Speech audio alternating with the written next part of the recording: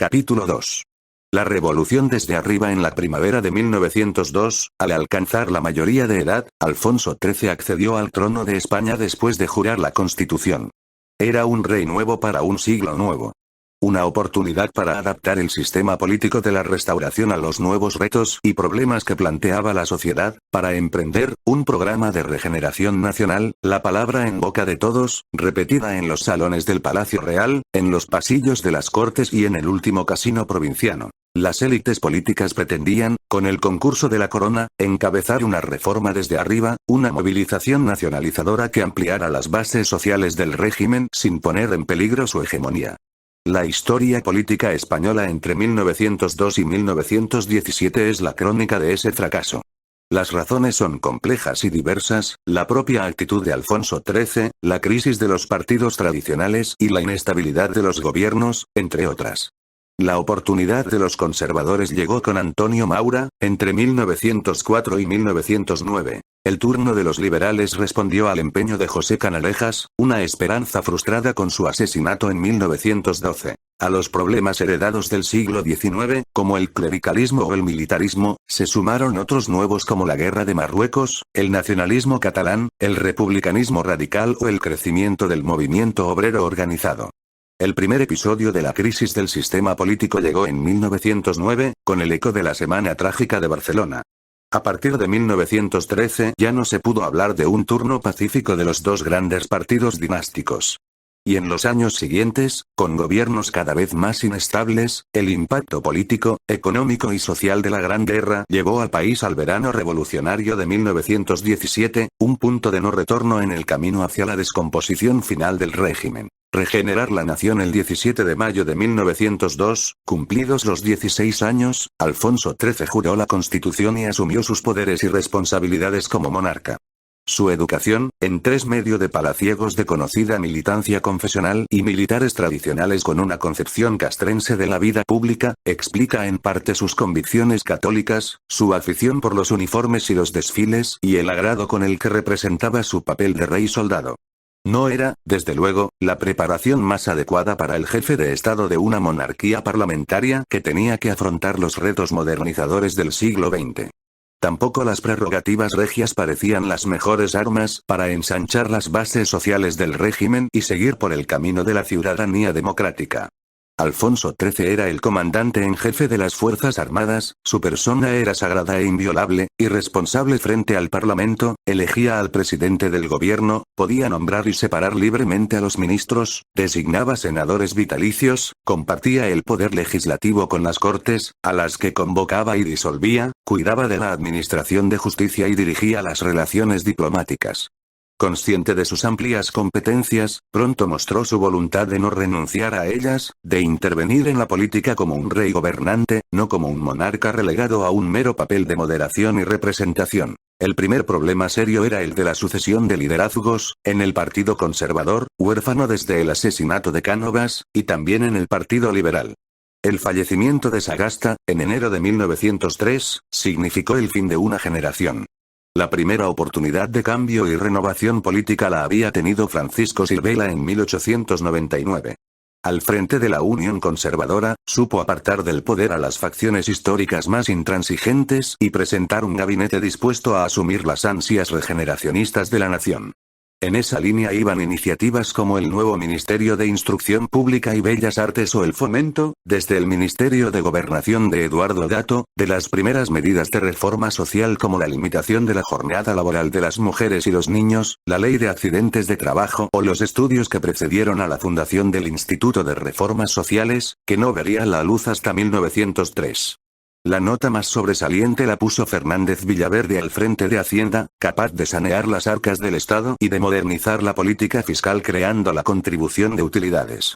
Pero fue un éxito efímero. En el verano de 1899, la resistencia al pago de impuestos y las protestas callejeras en Barcelona coincidieron con el cierre de tiendas acordado por las cámaras de comercio, dirigidas por Basilio Paraíso, y con la movilización de las cámaras agrarias que Joaquín Costa había unido en la Liga Nacional de Productores.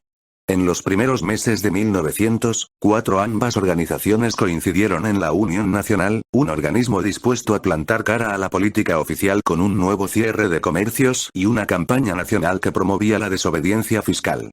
Pero la clausura de centros, los primeros embargos, la escasez de recursos y la falta de apoyos más amplios terminaron pronto con la revuelta de las llamadas clases productivas y con su programa regeneracionista. No había un camino nuevo para la regeneración, un atajo fuera del sistema. Los que quisieran combatir los vicios del régimen tendrían que hacerlo dentro de los partidos tradicionales o buscar un sitio, como hizo Costa, en las filas del republicanismo. Otras voces de protesta preocupaban más al gobierno conservador. En las protestas populares de 1899 se produjeron asaltos a colegios de la Compañía de Jesús y daños contra las imágenes del Sagrado Corazón de Jesús, un símbolo cargado de connotaciones antiliberales y reaccionarias. El anticlericalismo volvía al primer plano de la política nacional.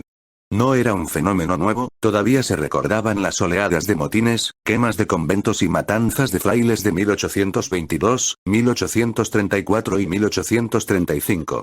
El anticlericalismo moderno iba mucho más allá de las críticas populares al enriquecimiento y la inmoralidad del clero, existentes desde la Edad Media.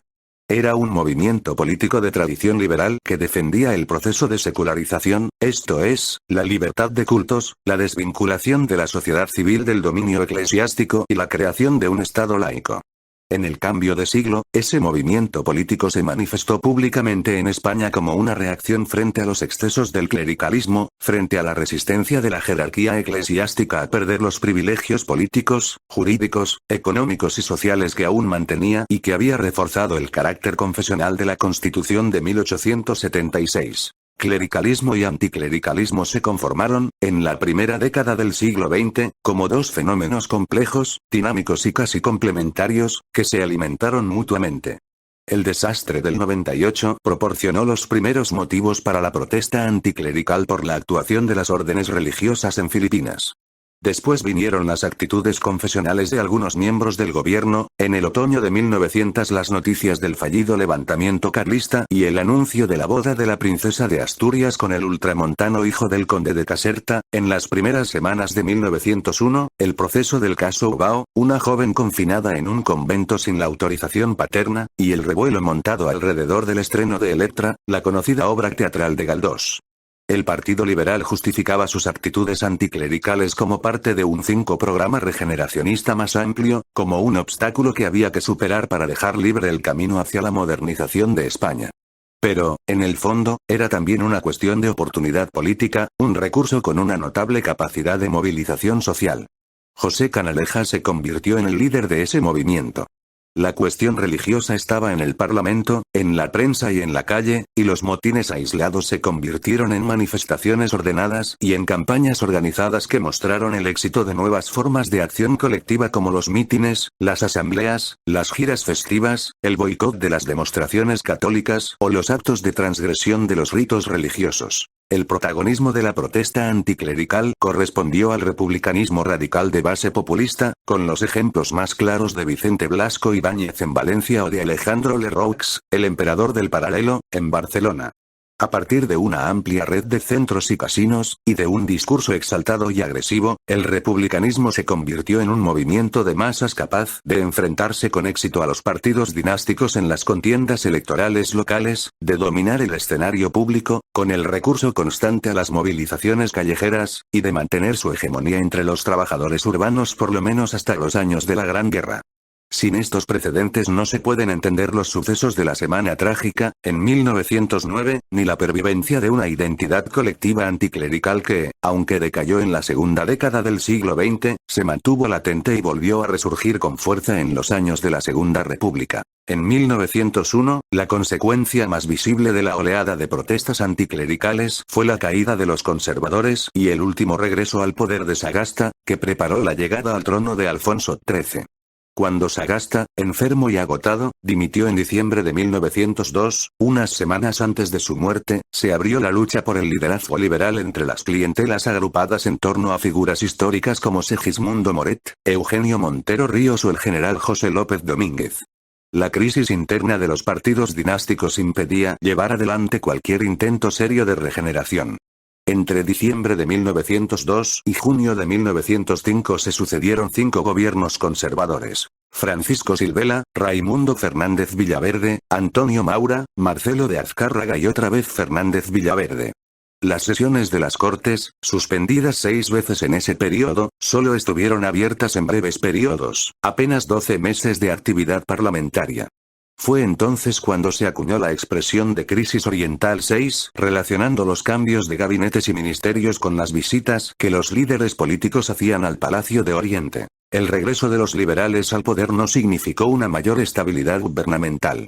Entre junio de 1905 y enero de 1907 el rey nombró 5 presidentes del Consejo de Ministros: Montero Ríos, Moret, López Domínguez, otra vez Moret y, por último, apenas 2 meses, el octogenario Marqués de la Vega de Armijo. Todos los líderes liberales tuvieron su oportunidad. Casi podríamos hablar de un turno dentro del turno. Ninguno de los gobiernos conservadores y liberales de ese periodo tuvo la fortaleza y la voluntad necesarias para emprender un programa de reformas que pusiera fin al poder arbitrario de la corona, que acabara con la manipulación electoral sistemática y que transformara los partidos de notables en formaciones modernas de masas que realmente representaran y encauzaran las demandas de la opinión pública.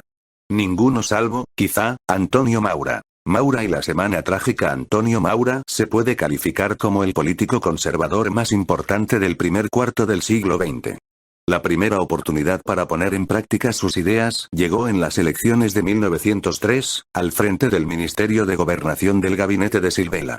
Su decisión de no intervenir en la fabricación de los resultados produjo, según algunos autores, una de las consultas menos manipuladas de toda la Restauración. En diciembre de ese año, con unas Cortes de mayoría conservadora, Maura fue nombrado por primera vez presidente del Consejo de Ministros. Su gobierno solo duró un año, lo suficiente para mostrar sus intenciones, los mimbres de su proyecto de revolución desde arriba. La gira de Alfonso XIII por las provincias y su presencia en Barcelona formaron parte del empeño personal de Maura de reforzar la imagen de la corona y, al mismo tiempo, ensanchar las bases sociales del régimen. En esta línea cabe situar también la política económica proteccionista, que satisfacía a las élites económicas, y las propuestas de reforma social. En la primavera de 1904 se puso en marcha definitivamente el Instituto de Reformas Sociales y se abordaron medidas relacionadas con la protección física y moral de los niños, la inspección de los centros de trabajo, el fomento de las cooperativas o el descanso dominical. Estas iniciativas, como otras relacionadas con la reforma de la administración civil, apenas pudieron sortear los obstáculos de las trabas burocráticas, las dilaciones parlamentarias y la resistencia de los grupos de intereses conservadores. 7. A la oposición interna se añadían las críticas de liberales y republicanos. Las protestas anticlericales arreciaron por el nombramiento como arzobispo de Valencia de Nozareda, un fraile procedente de Filipinas, y por la firma de un acuerdo con el Vaticano que reconocía el estatus legal de las órdenes religiosas presentes en España. Enfrentamientos callejeros entre clericales y anticlericales, motines populares contra los consumos y la carestía de las subsistencias, y una oleada de huelgas hasta entonces desconocida. La UGT pasó de los 14.737 afiliados de 1900, repartidos en 69 asociaciones, a los 56.905 que figuraban en sus actas a comienzos de 1905, representados en 373 entidades locales. El ejemplo de la Huelga General de Barcelona de 1902 se repitió en las zonas mineras de Vizcaya en el otoño de 1903, y el movimiento obrero organizado comenzó a extenderse más allá de los límites de las ciudades. De todas formas, el auge del asociacionismo y la escalada de conflictos laborales comenzaron a declinar en el otoño de 1904, antes de que terminara el gobierno de Maura. La crisis de trabajo y la carestía de las subsistencias diezmaron las filas de las sociedades obreras y los resultados de las acciones colectivas comenzaron a inclinarse del lado de los patronos y propietarios. El hambre y la miseria, en vez de movilizar la protesta, lo que hacían era restarle aliento y recursos.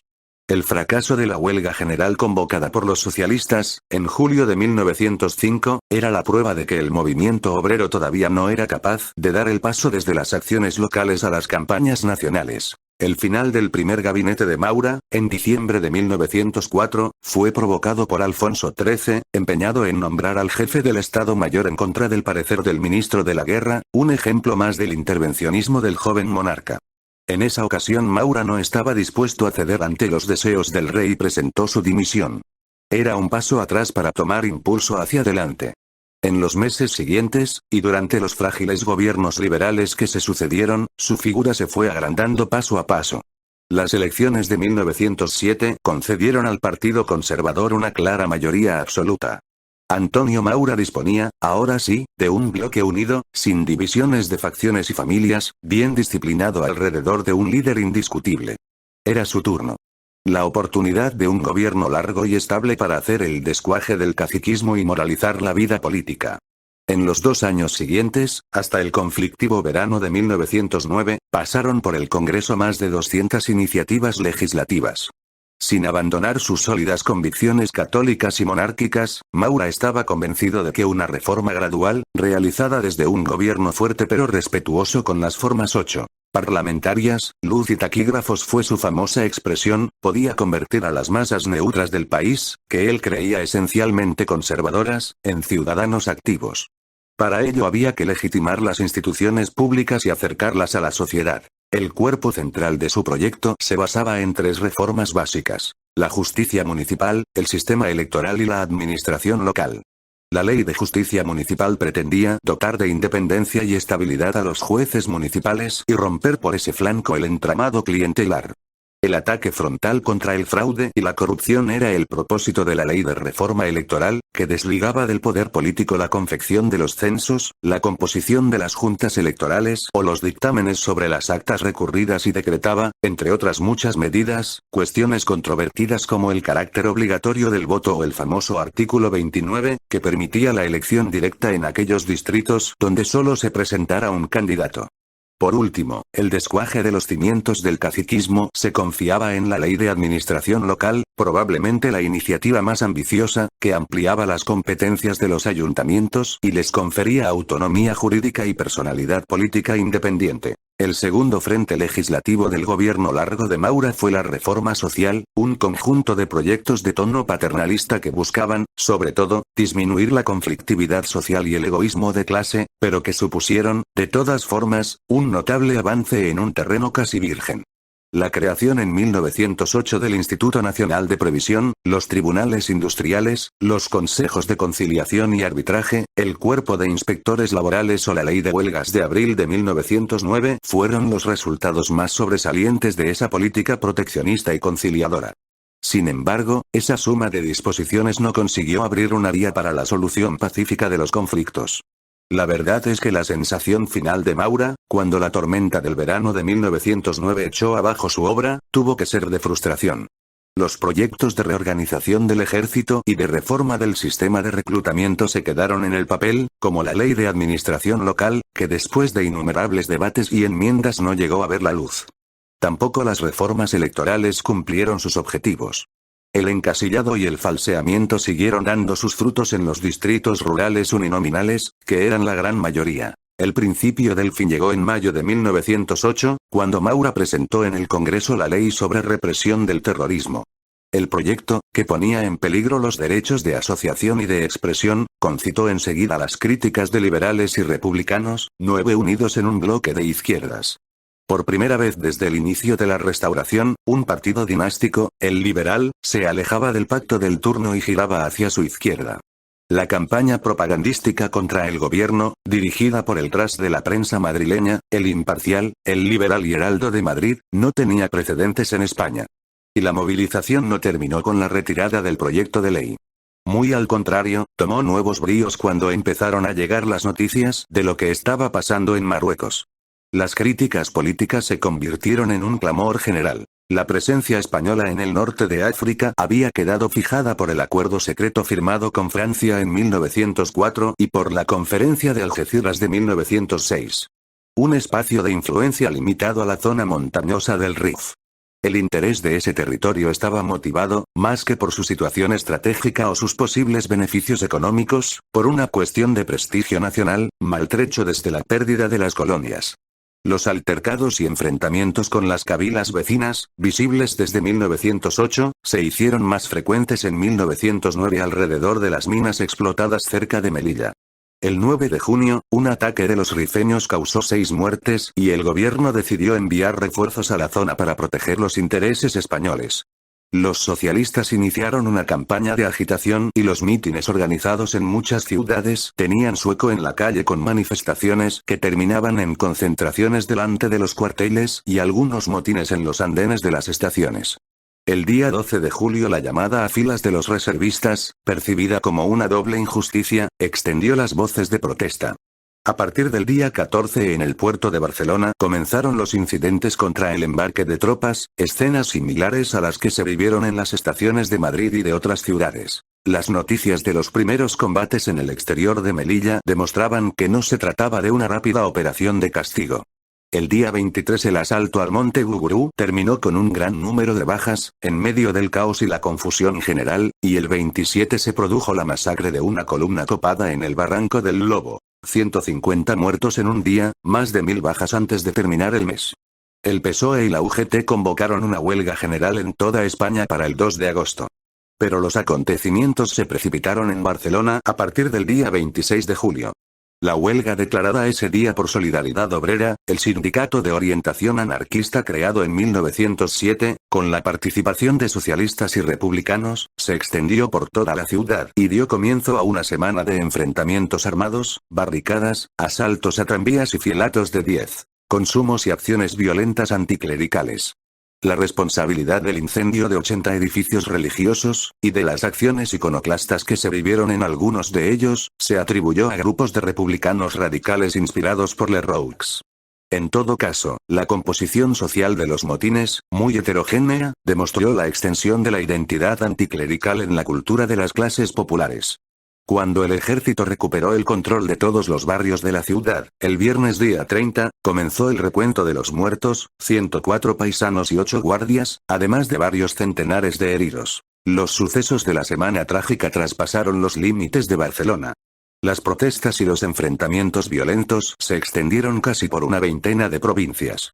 La dureza de la represión posterior, con más de 1 millar de arrestos y procesos militares y 17 penas capitales, ha quedado asociada a un nombre, Francisco Ferrer y Guardia, un ideólogo anarquista, fundador de la Escuela Moderna, que fue uno de los 5 condenados que finalmente fueron ejecutados. Su proceso sumarísimo se convirtió en un suceso de alcance internacional y el clamor de la izquierda europea atizó aún más, dentro de las fronteras nacionales, la campaña del Maura no. El 13 de octubre tuvo lugar la ejecución del mártir de Montjuic.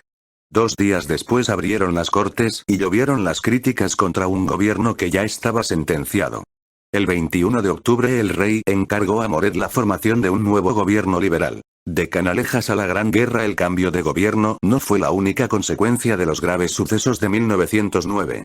Los republicanos, los partidos obreros y los sindicatos constataron la capacidad de presión de las multitudes, el poder del dominio de la calle y la posibilidad de emprender movimientos de carácter nacional, una experiencia que no dejarían de aprovechar en el futuro. Las operaciones militares terminaron en enero de 1910, después de asegurar la zona de Melilla, pero el fin de los combates fue solo un breve paréntesis de tranquilidad en un conflicto, el de la Guerra de Marruecos, que iba a marcar la historia de España durante 2 décadas. De momento, la paz en el Rif apenas supuso un alivio para el liberal Moret.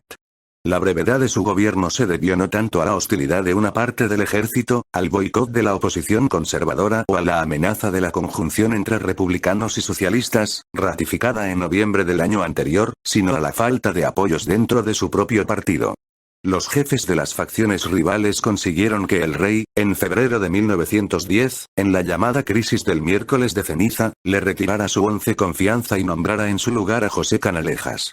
Su llegada al poder demostraba lo poco que habían cambiado los partidos políticos dinásticos, más parecidos todavía a las familias de notables y camarillas decimonónicas que a las modernas organizaciones de masas del siglo XX. Sin embargo, una vez en el poder, Canalejas demostró su voluntad sincera de cambio, su decidido empeño en llevar adelante un programa completo de renovación liberal y reforma social. Y en un sentido muy diferente al intento anterior de Maura. El impulso reformista de Canalejas descansaba en la regeneración social y cultural del pueblo, en el papel del Estado como protagonista de la modernización de la sociedad. Los casi 3 años que estuvo al frente del gobierno, hasta su asesinato en noviembre de 1912, supusieron el intento más serio y esperanzador de abrir una vía hacia la democracia desde el interior del sistema político de la Restauración. José Canalejas y Méndez tenía entonces 55 años y una larga trayectoria política dentro del ala radical del Partido Liberal. Representaba un liberalismo de nuevo cuño que proponía la intervención del Estado en las relaciones sociales y económicas con el fin de mejorar las condiciones de vida de las clases trabajadoras. Una apertura social que, a la larga, permitiría la integración política de los sectores obreros, requisito indispensable para conseguir la democratización del régimen, en el fondo una república coronada, como él mismo decía mirando hacia el ejemplo británico. Entre las reformas laborales aprobadas durante el mandato de Canalejas, destacaron la ley de la jornada máxima de 9 horas en la minería, la de aprendizaje, la de descanso de las mujeres en establecimientos comerciales o la que reguló el trabajo nocturno femenino. También un número considerable de propuestas sobre contrato de trabajo, negociación colectiva, control de industrias peligrosas o seguridad social obligatoria, la mayoría de ellas todavía en trámites parlamentarios cuando fue asesinado. Tampoco se llegó a aprobar una de sus propuestas más llamativas, la ley de mancomunidades provinciales, el primer gesto de descentralización estatal, de sensibilidad hacia las demandas de los regionalistas. A pesar de su fama de agitador anticlerical, Canalejas se mostró conciliador y buscó siempre fórmulas de compromiso entre la preeminencia de la religión católica dictada por la Constitución y una progresiva separación de la Iglesia del Estado. La discusión de la ley del candado, aprobada a finales de 1910, suscitó en los meses anteriores una oleada de manifestaciones anticlericales, concentraciones católicas, 12 amenazas de grupos tradicionalistas y hasta un conato de ruptura de relaciones diplomáticas con el Vaticano. Pero, en realidad, era una propuesta tímida y de carácter temporal. La ley de mayor calado simbólico, la exención de la enseñanza de la religión para los hijos de padres no católicos, ni siquiera tuvo la firma de Canalejas, fue aprobada por el gobierno de Romanones en 1913. Los logros y los límites del programa reformista liberal se reflejaron en las dos leyes más esperadas, la supresión del impuesto de consumos, impopular y vejatorio, y la reforma de las quintas, un sistema odiado por las penosas condiciones del servicio y la pervivencia de la redención a metálico. La primera no consiguió del todo el objetivo que pretendía porque muchos ayuntamientos, ahogados por la falta de recursos propios, prorrogaron durante años el cobro de los consumos. La segunda se quedó también a medias. La ley del servicio militar obligatorio, aprobada en febrero de 1912, permitía la existencia de soldados de cuota. Los mozos que se costeaban el equipo y pagaban 1000 pesetas permanecían solamente 10 meses en filas, un período que se reducía a la mitad si la suma entregada ascendía a 2000 pesetas, ocupando siempre, además, los servicios destinados a soldados de primera o distinguidos. En la primavera de 1911 volvieron las operaciones militares y las protestas en toda España. En la ola de mítines, manifestaciones y huelgas de aquel verano las reivindicaciones de carácter social y económico fueron muchas veces unidas al rechazo a la guerra de Marruecos, una oposición al conflicto bélico que influyó en la convocatoria de huelga general y en el clima casi insurreccional que se vivió en buena parte del país durante el mes de septiembre. El movimiento de protesta comenzó el día 11 con huelgas parciales en Vizcaya, en Asturias y en Málaga que se extendieron a Zaragoza, Valencia y otros puntos de España.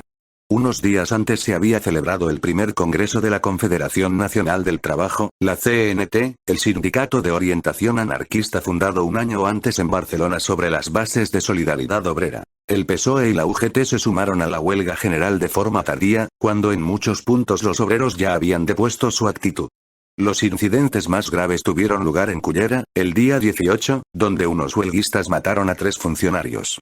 La sentencia de muerte dictada para 7 de los implicados en los sucesos despertó una campaña de prensa a favor de los condenados que, en el fondo, era un pulso contra el gobierno y la monarquía constitucional. Alfonso XIII y Canalejas, con el deseo de evitar que se repitiera otro caso Ferrer, lograron conmutar las penas. Pero las medidas represivas 13 fueron especialmente duras con el movimiento obrero organizado. La CNT fue prohibida, las casas del pueblo y los locales de la UGT quedaron clausurados durante meses y se multiplicaron las detenciones. Las huelgas generales, la amenaza de estallidos revolucionarios y el fracaso de las vías de negociación pacífica truncaron las esperanzas de Canalejas de una evolución reformista del movimiento obrero dentro de los cauces del marco constitucional. Él mismo fue una víctima más de ese desencuentro. El 12 de noviembre de 1912 fue asesinado en la Puerta del Sol, frente al escaparate de una librería, por el anarquista Manuel Pardinas, que en realidad tenía pensado atentar contra el rey. En los años siguientes se sucedieron en el poder liberales y conservadores, pero ya no hubo un liderazgo que no fuera contestado, ni un congreso sólido, ni un gobierno estable que tuviera tiempo y energía para otra cosa que no fuera sortear problemas y conflictos. En enero de 1913 Romanones subió al poder sin el apoyo unánime de los liberales y con la oposición frontal de Maura, que se negó a mantener el sistema del turno. En realidad, los principios ideológicos quedaban al margen cuando lo que estaba en juego era el reparto del poder entre las diversas clientelas, las rivalidades individuales y las disputas de los caciques en pugna por la representación en Madrid de los intereses locales y el reparto de concesiones, favores y prebendas. Lealtades personales, territoriales y también de parentesco. El conde de Romanones y Eduardo Dato intentaron forjar una mayoría duradera, reconstruir las reglas del juego y la alternancia ordenada. El primero buscó un difícil equilibrio entre el patronazgo de sus partidarios y las clientelas liberales crecidas a la sombra de Santiago Alba, Rafael Gasset, Niceto Alcalá Zamora y Fernando Merino, entre otros. Dato, que alcanzó la presidencia en octubre de 1913, representaba las aspiraciones de los sectores más tradicionales del Partido Conservador, dividido también por las luchas intestinas libradas entre las facciones de Antonio Maura, la de Juan de la Cierva y otros grupos menores. La inestabilidad gubernamental se mostró públicamente por el recurso constante al cierre de las Cortes, una medida excepcional que se convirtió en una costumbre.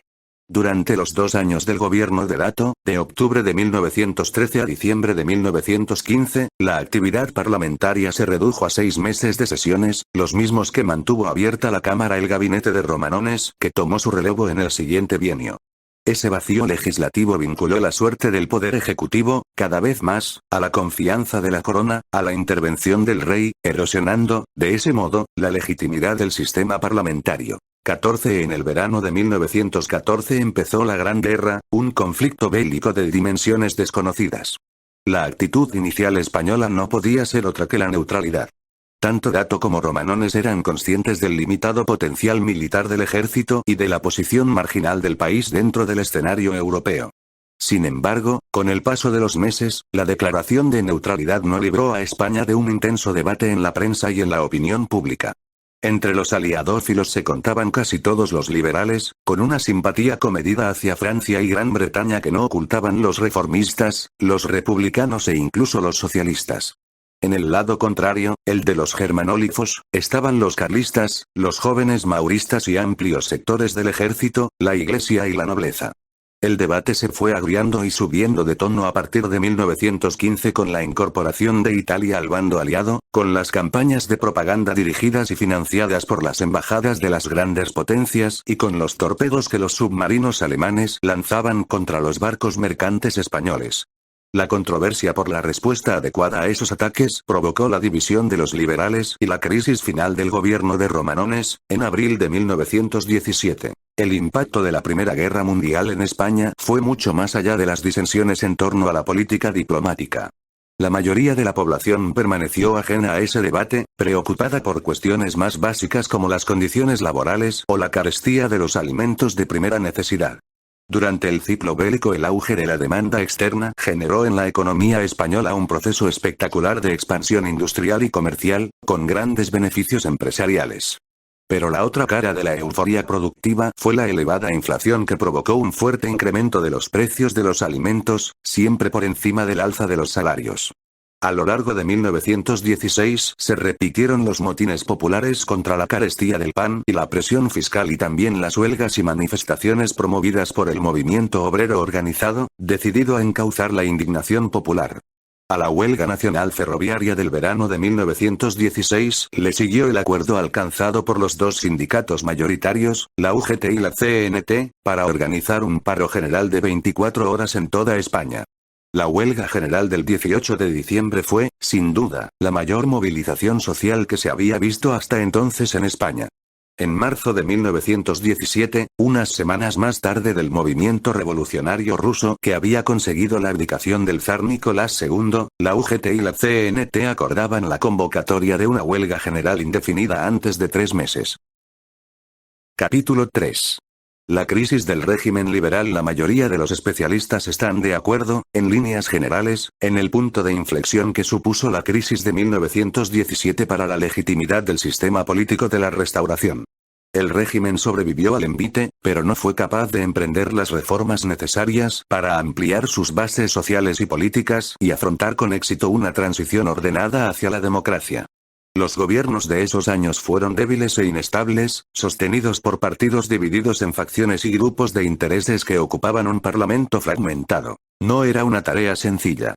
Al impacto económico y social de la Gran Guerra se sumaron los problemas derivados del corporativismo del ejército, la deriva autoritaria de la corona, el recrudecimiento del conflicto colonial marroquí, la intensidad de la movilización sindical y las protestas populares, con el eco de la Revolución rusa, las reivindicaciones nacionalistas y la defección de los sectores conservadores, las asociaciones católicas y los grupos patronales, cada vez más proclives hacia soluciones antiparlamentarias.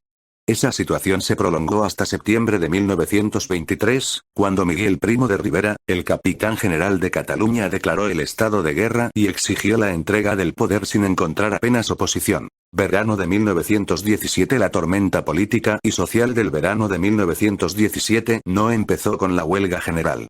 Los primeros que saltaron por encima de la legalidad constitucional fueron los propios encargados de defenderla, los militares.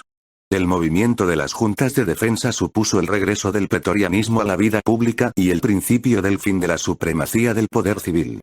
En la primavera de 1917 se formaron en muchas guarniciones de España juntas nutridas por oficiales que se sentían agraviados por las dificultades económicas, las medidas gubernativas que pretendían modernizar el ejército y disminuir el peso excesivo de la oficialidad y la política de ascensos arbitrarios que primaba los méritos de los que servían en Marruecos, los africanistas.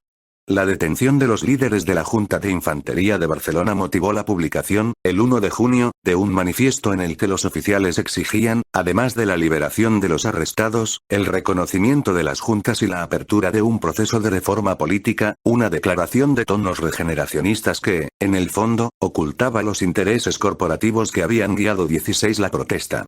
Los cuerpos de oficiales de la península amenazaron con desobedecer a sus mandos y, ante el cariz preocupante que tomaba la situación, el capitán general de Cataluña ordenó la liberación de los detenidos.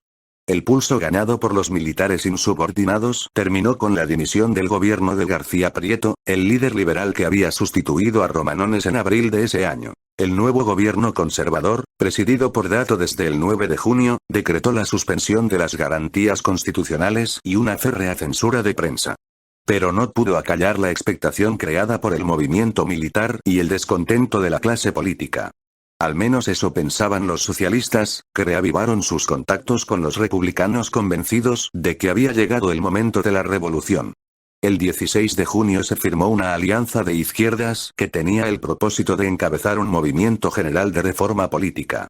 Entre sus demandas estaba la concesión de la soberanía nacional plena, sin la intervención de la corona, una mayor independencia del poder legislativo respecto del ejecutivo y el inicio de una política descentralizadora que concediera cuotas progresivas de autonomía regional. El Consejo de Ministros se negó a derogar las medidas excepcionales y, mucho menos, a abrir las Cortes.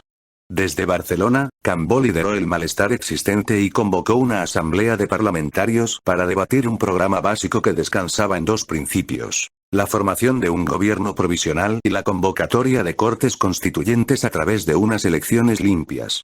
La asamblea anunciada se celebró el 19 de julio con una asistencia menos numerosa de lo esperado, apenas 70 parlamentarios, regionalistas, reformistas y republicanos, de los más de 700 que componían las dos cámaras.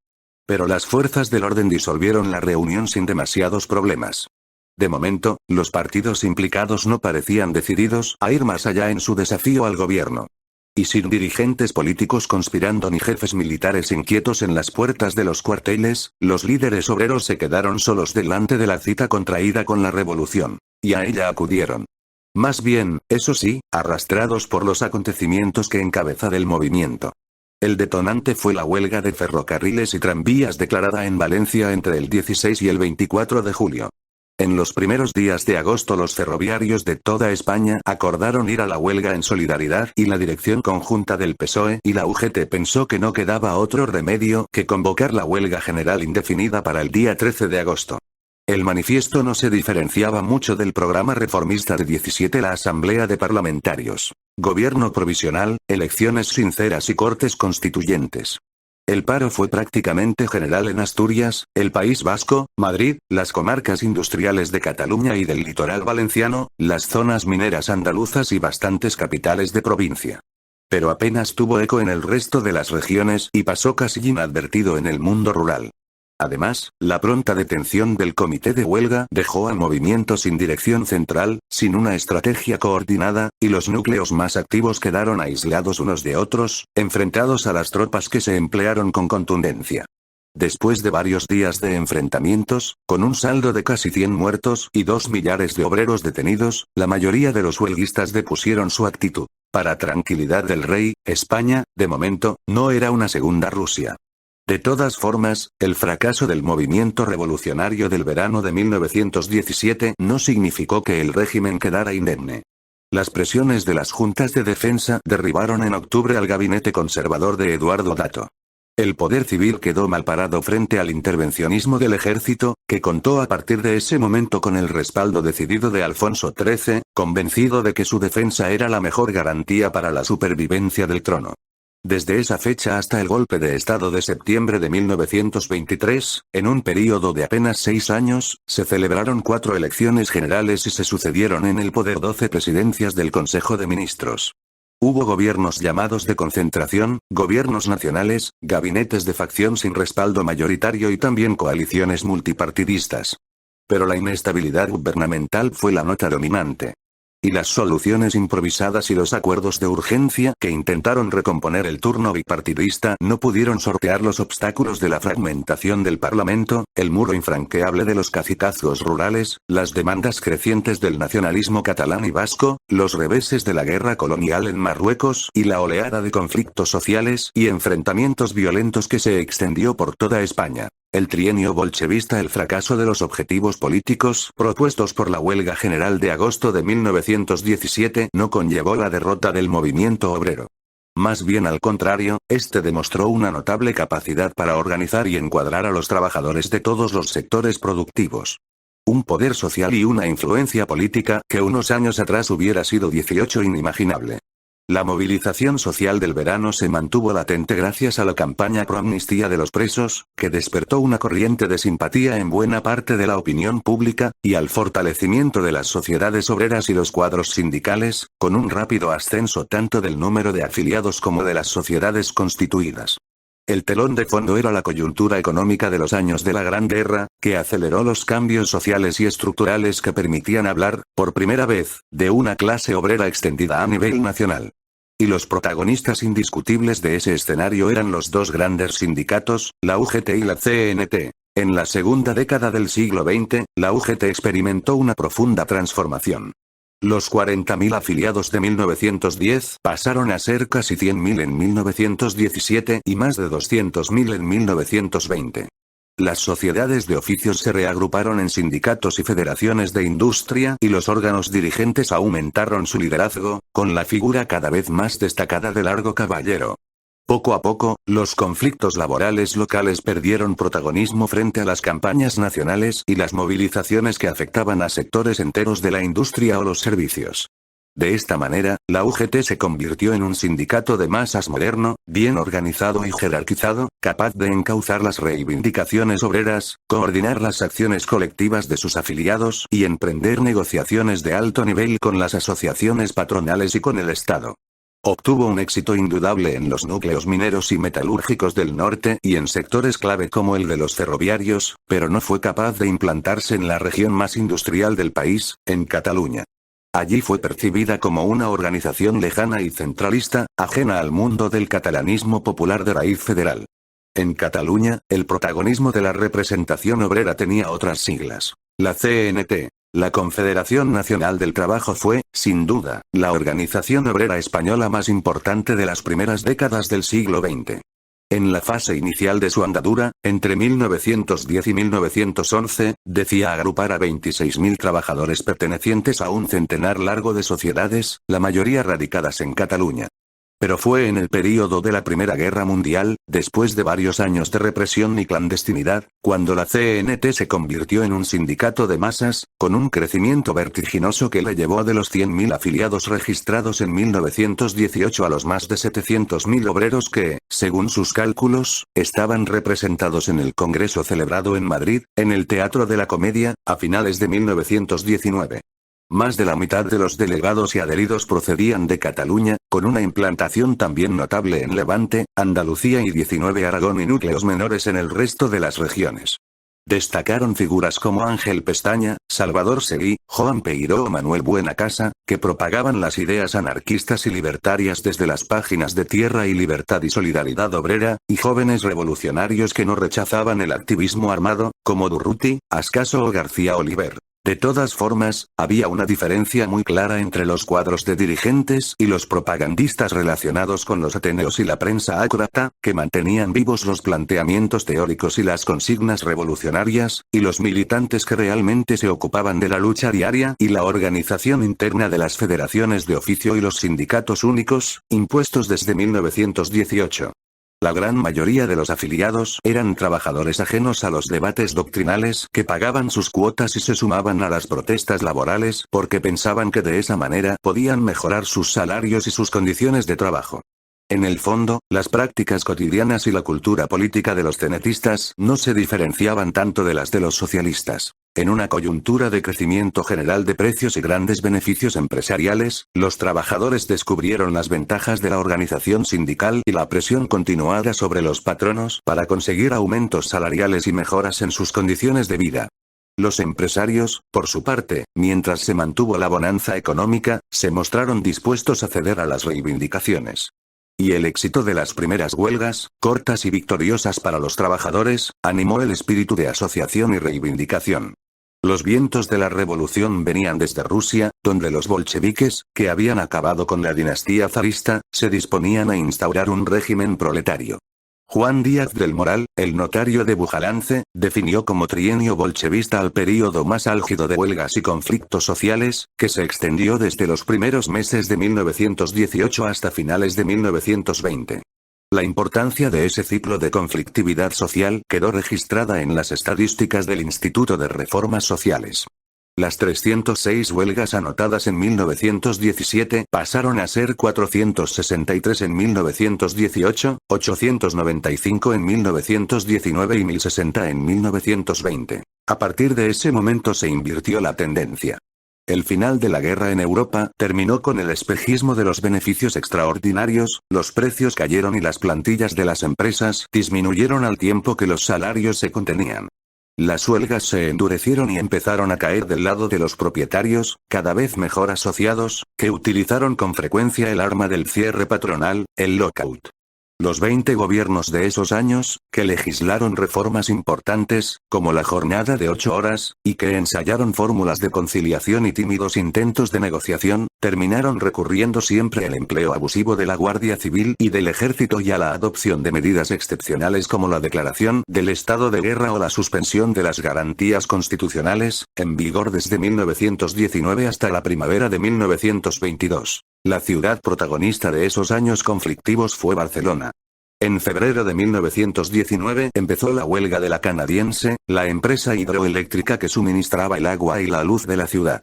El centro urbano quedó a oscuras, la vida económica resultó paralizada y la CNT demostró una capacidad de movilización hasta entonces nunca vista. Después de 44 días de paro el conflicto terminó con la victoria de los confederales. Pero el capitán general de Cataluña, el general Milans del Bosch, se negó a poner en libertad a los presos sujetos a la jurisdicción militar.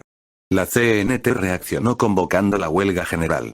Los planteamientos más contenidos quedaron arrinconados en favor de los grupos de acción más radicales, dispuestos al enfrentamiento violento y las soluciones de fuerza. Los jefes militares, al margen de las autoridades civiles, crearon un clima represivo que tenía como meta la ocupación de las calles, la clausura de los sindicatos, la detención de sus cuadros dirigentes y el bloqueo de cualquier tipo de negociación en connivencia con los propietarios y los sectores del orden. Los empresarios más radicales, al frente de la Federación Patronal de Barcelona, pasaron a la ofensiva y en el otoño decretaron un lockout que paralizó la vida comercial e industrial durante 3 meses, hasta finales de enero de 1920. Además, financiaron cuerpos de seguridad privada, algunos convertidos en bandas de pistoleros, organizaron asociaciones de obreros no revolucionarios, el denominado Sindicato Libre, de orientación carlista, que declaró la guerra a muerte a los tenetistas, y resucitaron el somatén tradicional para convertirlo en una red de fuerzas vecinales de autodefensa que llegó a contar con más de 60.000 hombres armados. El período de mayor virulencia coincidió con la llegada del general Severiano Martínez Anido, gobernador civil de Barcelona entre noviembre de 1920 y octubre de 1922, tristemente célebre por la brutalidad de sus medidas represivas. La oleada terrorista, de uno o de otro signo, no cesó hasta el golpe de estado de Primo de Rivera, con 267 víctimas mortales. Cayeron muchos militantes y dirigentes anarcosindicalistas y un número todavía mayor de patronos, capataces, pistoleros y obreros anticenetistas. Los 21 anarquistas más puros y duros desplazaron a los dirigentes más moderados y fomentaron la guerra social, la acción de los llamados reyes de la pistola obrera, muchas veces vulgares asesinos y atracadores procedentes de los bajos fondos. Del desastre de Anual al golpe de Estado, los gobiernos que estuvieron al frente de la política española entre 1917 y 1923 tuvieron que afrontar numerosos desafíos, demasiados, quizá, para poder plantear un proyecto político de alguna entidad y dedicarse a otra cosa que no fuera la simple supervivencia del régimen, cada vez más erosionado por el intervencionismo castrense, la conflictividad social, las reclamaciones regionalistas, las críticas antiparlamentarias que llegaban desde la izquierda y la derecha y la propia fragmentación de los partidos dinásticos. El gobierno de concentración de García Prieto duró 4 meses, justo hasta el día en el que se abrían las Cortes después de unas elecciones, las de febrero de 1918, que habían dejado un parlamento dividido en facciones. La intervención del Alfonso XIII permitió salir del atolladero con la fórmula de un gobierno nacional encabezado por Maura, Condato, Romanones, García Prieto, Alba y Cambó sentados a su alrededor como ministros. Una solución de emergencia que despertó las esperanzas de una parte de la opinión pública. Pero la experiencia nacional duró solo 7 meses, hasta que las diferencias internas saltaron encima de la mesa. Los gabinetes que vinieron a continuación, sostenidos solo por un grupo parlamentario, apoyados apenas por una facción, debilitaron aún más el sistema político. Primero el gobierno liberal de García Prieto, que apenas llegó a mes de vida. Luego el de Romanones, de diciembre de 1918 a abril de 1919, que tuvo que afrontar la explosiva situación social creada en Barcelona y la movilización autonomista despertada en Cataluña, en el País Vasco y en Galicia por las expectativas nacionalistas creadas en toda Europa por el final de la Gran Guerra. Demasiados problemas juntos. A Romanones le sucedió Maura durante 3 meses, apoyado solo por el sector más autoritario liderado por De la Cierva. Después llegaron los gobiernos conservadores de Sánchez de Toca, de julio a diciembre de 1919, de Manuel Allende Salazar, desde esa fecha hasta mayo de 1920, y de Eduardo Dato, el líder teórico del conservadurismo parlamentario, que finalizó de forma trágica el 8 de marzo de 1921, cuando 3 anarquistas lo asesinaron en Madrid. Tras el magnicidio, el rey confió de nuevo en Allende Salazar, el presidente al que tocó acusar el golpe del desastre militar de Anual. 22 En la primavera de 1921 la actividad de las tropas francesas en Marruecos reavivó los planes españoles de intervención militar. Los gobiernos conservadores ordenaron al alto comisario, el general Damaso Berenguer, el inicio de operaciones sobre las tribus no sometidas a su autoridad. Los éxitos iniciales animaron al general Fernández Silvestre a emprender una ofensiva desde la comandancia de Melilla hasta Alhucemas. Era una campaña arriesgada por la amplitud del terreno, la escasez de armas y suministros y el desconocimiento del enemigo. Enfrente tenía a Abdelkrim, un caudillo de la tribu Beni Urriaguel que había recorrido las montañas de la región para levantar las cabilas y organizar una arca contra el dominio español. El rápido avance de las tropas condujo a Silvestre hasta el campamento de Anual, una posición expuesta que acabó convirtiéndose en una ratonera, un ejercicio de tiro al blanco para los fusiles de los rifeños que disparaban desde las alturas cercanas. El 21 de julio, aislado y sin defensas, el general decidió emprender la retirada, en realidad una fuga precipitada que terminó en el pánico general y el caos más absoluto y que sembró de cadáveres los más de 100 kilómetros que distaban hasta los muros de Melilla. La victoria de Abdelkrim asombró a todos los observadores. Con apenas 4.000 guerreros llegó casi a exterminar un ejército moderno compuesto por 15.000 soldados. En España, las reacciones no tardaron en llegar, sobre todo cuando se empezó a conocer la envergadura real del desastre, el horror narrado por los soldados supervivientes y la vergüenza de los 10.000 cuerpos insepultos, entre ellos el del propio Silvestre, diseminados por los alrededores de Anual, Dardrius, Monte Arruit, Celú Anonador, nombres que quedaron asociados al recuerdo de la tragedia más sangrienta y humillante sufrida por el ejército español fuera de sus fronteras. La hostilidad de los sectores populares hacia la guerra de Marruecos, visible desde 1909, estuvo presente desde entonces en las campañas de protesta promovidas por el movimiento obrero, en innumerables mítines y manifestaciones. El número de prófugos era escandaloso. Un 11% en 1910, un 20% en 1915 y un 17% en 1920.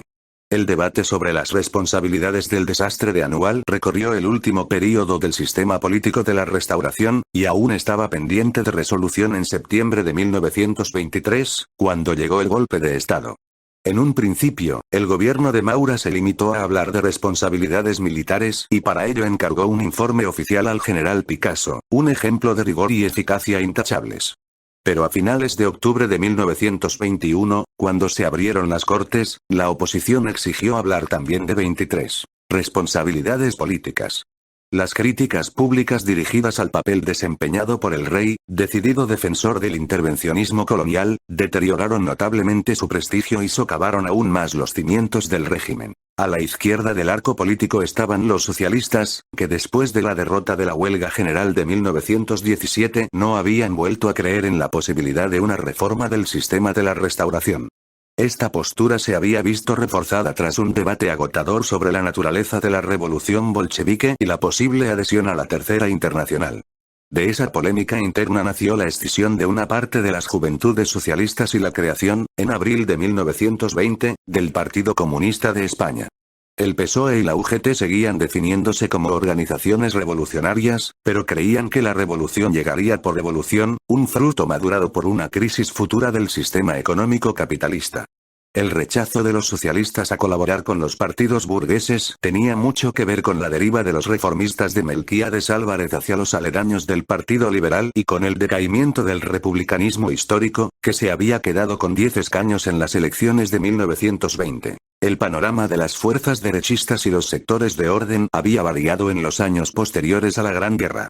Habían ganado espacio y protagonismo nuevas corrientes conservadoras que fueron evolucionando del descrédito del parlamentarismo hacia propuestas cada vez más cercanas a un radicalismo autoritario. Estaban los mauristas, con líderes como José Calvo Sotelo y Antonio Goicoechea, cada vez más escorados hacia la extrema derecha y la defensa del clericalismo, cercanos a las posturas del catolicismo social, un movimiento de reacción contra el laicismo y los peligros de la revolución social con una amplia red asociativa que iba desde las ligas católicas y las asociaciones confesionales de jóvenes y damas hasta los círculos de obreros y los sindicatos agrícolas, con un éxito notable entre los pequeños propietarios rurales.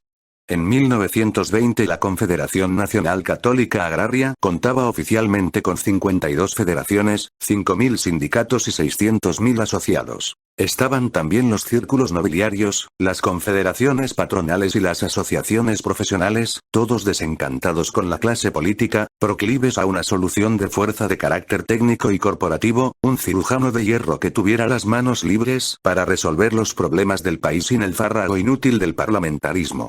También el nacionalismo españolista, que en los años anteriores había movilizado contra los separatistas catalanes y vascos a los círculos mercantiles E24, industriales de varias ciudades, a las diputaciones castellanas y a coaliciones transversales como la Liga de Acción Monárquica creada en el País Vasco y la Unión Monárquica Nacional fundada en Cataluña. Incluso la Lliga Regionalista de Cambó, dispuesta a dejar a un lado sus reivindicaciones políticas. Y, por supuesto, el ejército. Después de anual los militares profesionales vivieron obsesionados con el sentimiento de desquite, con una hostilidad profunda hacia el Estado y un desprecio cada vez más público a la supuesta supremacía de las instituciones civiles. Primero cayó el gobierno de concentración de Maura, en marzo de 1922, presionado por las exigencias corporativas de las juntas de defensa, oficialmente disueltas, pero que seguían actuando con el nombre de comisiones informativas. Después, a final de año, dimitió el gabinete de José Sánchez Guerra, que había impulsado el procesamiento de los militares denunciados en el expediente Picasso, pero no pudo llegar a un acuerdo en el Parlamento sobre el alcance de las responsabilidades políticas. El malestar de los altos mandos aumentó con la llegada al poder de la coalición liberal liderada por García Prieto, sobre todo cuando el ministro de Estado, Santiago Alba, nombró a un civil como alto comisario de Marruecos y mostró su intención de recortar gastos y reducir el ejército. La tensión creció aún más en el verano de 1923. Los combates se intensificaron y aumentó el envío de refuerzos. El 23 de agosto un grupo de reclutas se amotinó en el puerto de Málaga, negándose a su traslado a Melilla. En el verano de 1923, había varias conspiraciones militares en marcha. Una, la más pública, estaba encabezada por el general Aguilera, una segunda se fraguaba alrededor de un grupo de generales cercanos al Palacio Real y al menos otra tercera se preparaba en Barcelona. Allí estaba Miguel Primo de Rivera, el capitán general de Cataluña. A lo largo de la primavera había visto cómo se recrudecía la violencia social en las calles de Barcelona y aumentaba el número de atentados terroristas sin que el gobierno le permitiera declarar el estado de guerra. Durante el verano asistió a la convocatoria de la Triple Alianza Nacionalista, una iniciativa de Acció Catalana, la escisión radical de la Lliga. El 11 de septiembre, en la conmemoración de la Diada, estuvieron presentes los independentistas catalanes junto a los representantes de la Comunión Nacionalista Vasca y la Hermandad Nacionalista Galega. Toda una provocación antiespañolista. Por si fuera poco, una semana más tarde la Comisión de Responsabilidades del Congreso iba a entregar su informe a la Cámara mientras se esperaba la apertura de las Cortes, prevista para el 1 de octubre. Ya no se abrirían. En las primeras horas del 13 de septiembre Primo 25 de Rivera declaró el estado de guerra en las 4 provincias catalanas. El golpe de Estado estaba en marcha.